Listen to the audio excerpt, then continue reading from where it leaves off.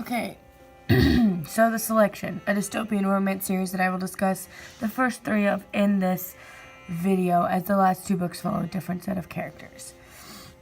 The plot takes place in a future America, now called Alea, after the Fourth World War with China taking over and Gregory Alea fighting for independence. He established a monarchical system of rule and a labeled 8-tier class system that defined the career and the career of your family.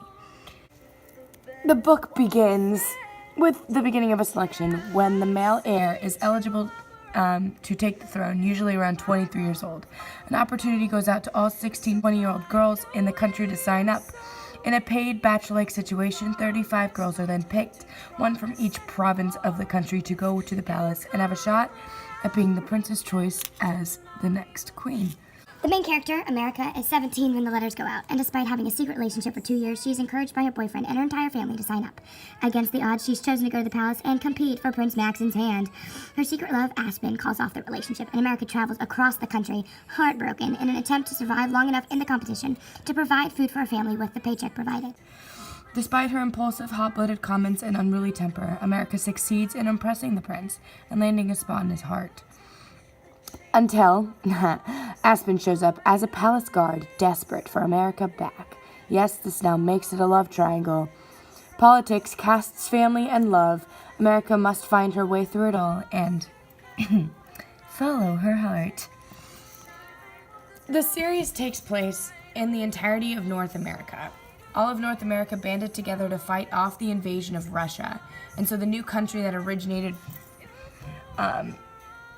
from the fight contained all former countries, including Mexico, Canada, and Cuba.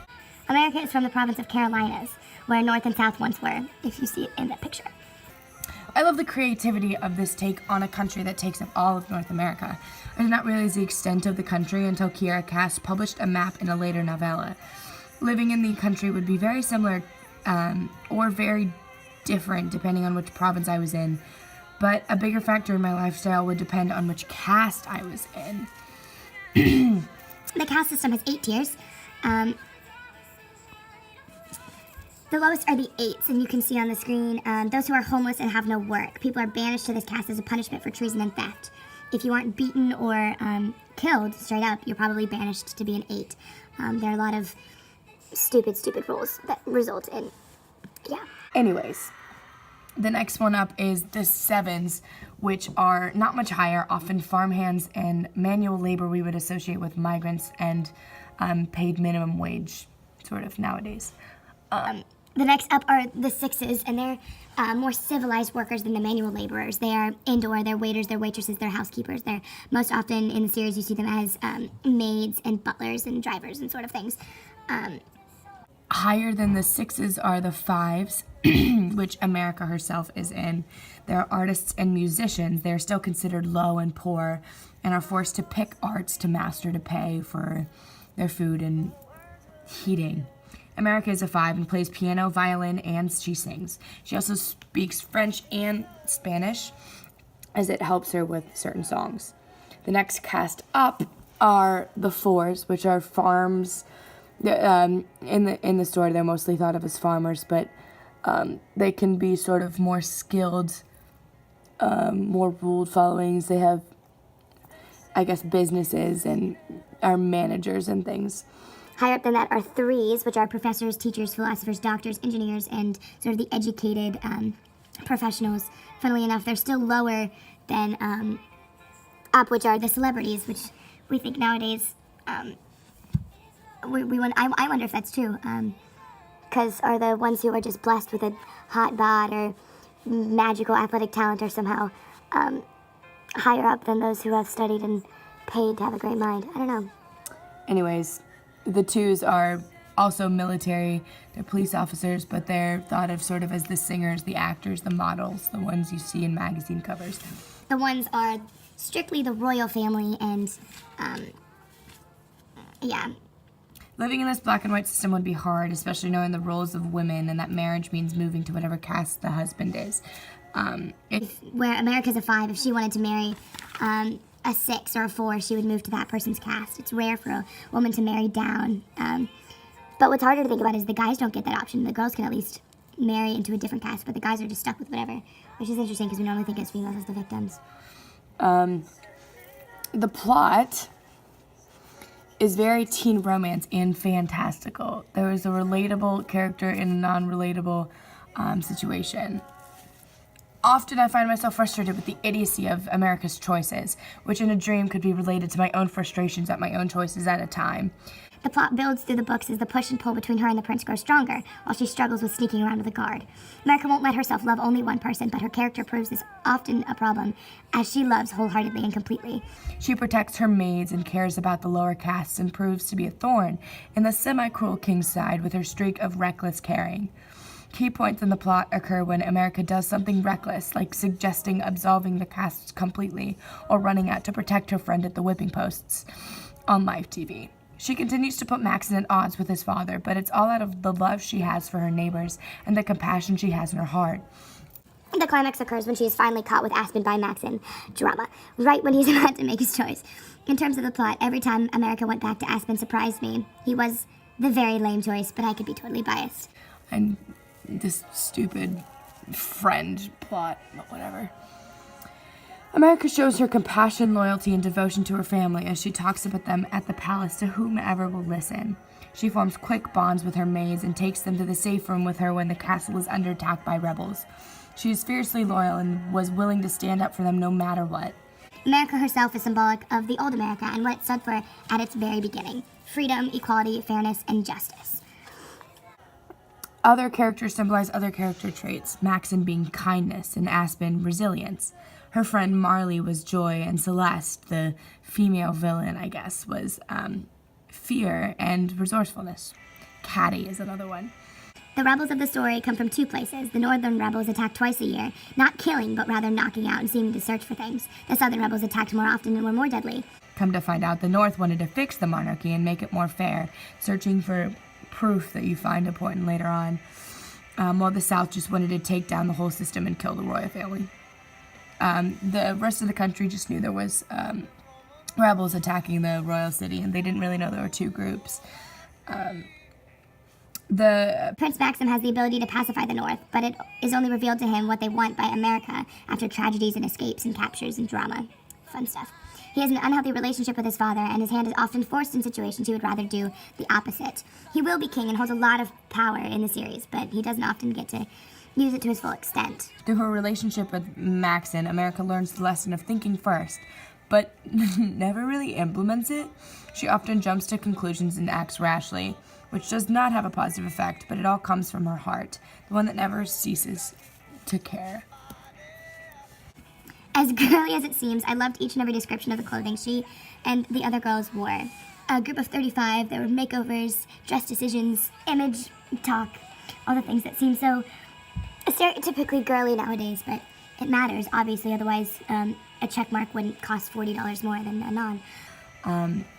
It was fascinating, and I loved the style and symbolism Cass brought in throughout the entire series. The colors America often wears are of blue and greens, which can symbolize trust and loyalty and have an association with tranquility and calm, which is what she finds when she plays her music. She's known for her simplicity with jewelry and makeup. She never wanted to lose sight of herself, and that was a big thing she always talked about. Other characters wore red and sort of caked things on, which is another stereotypical image that comes through, but true colors are revealed in the last book, despite stereotypes. Colors, puns. Anyways. As far as interactions go, the entire plot is basically The Bachelor, with the opportunity of being queen at the end of it all. There's much romance the whole time, but the society's view on their interactions is more strict. There are deflowering laws, if you catch my drift, which were ridiculous from the start. The relationships were mostly romantic and forced, or, not allowed and worth someone's life. As I'm currently in a relationship, I can say I know romance because we all definitely care about my love life. But there isn't anything illegal or resulting in banishment or throwing out. I will not have my entire livelihood stripped from me depending on certain actions, like being banished to a certain caste. I don't have relationships with every male I meet, which America totally seems to do, so I don't really relate to that at all. I guess other girls in different families could relate, which is weird to think about. How socially forbidden or familial forbidden is sex? And moving on. Something I would, however, love to relate to more is bringing more selfless connections into my own life. America's abilities to think of one she loves first and foremost will always be admirable to me. With the caste system the way it is, starvation and hunger are often ignored by the government. If a child was caught stealing a loaf of bread for his family of 7, he would be whipped. If an adult was caught, he would be locked up for life or killed. After the caste of 3s, it was hard to afford contraception, so the poorer classes often had bigger families, which is very common in sort of the lower class of people anywhere. This meant more working hands, but also more mouths to feed. There was no system set up to help these families, and 5s and below often struggled with paying for food and for heating, especially in the winter. Education for 4s and under were often little to non-existent, depending on the family. Going back to the winter part, you remember this country is up into Canada. It's up, so especially in the winter when it's really, really cold and you have 8s and 7s and 6s. Anyways, education for the 4s were higher because, education for the 4s and under were often little to non-existent depending on the family. America's family homeschooled each other as languages are important to many musical pieces. But there are families who do not know how to read. They all have the freedom and allowance to, but only some castes and families can afford to, both time and money. Because when you could be learning how to read, you could also be making extra money to eat, you know? Ilea also controlled the information that was available to the public, hiding much of the history of the country that was before the Third and Fourth World Wars. Speaking of families, one of the biggest concepts in the series revolved around family and the love and connection that they may or may not share. America is a huge daddy's girl, which sounds very weird nowadays, but in her reality, she spent almost all of her 17 years around the same people. They have seen her through everything, and just as how every family is different, her family dynamic is interesting and constantly changing. Her older sisters are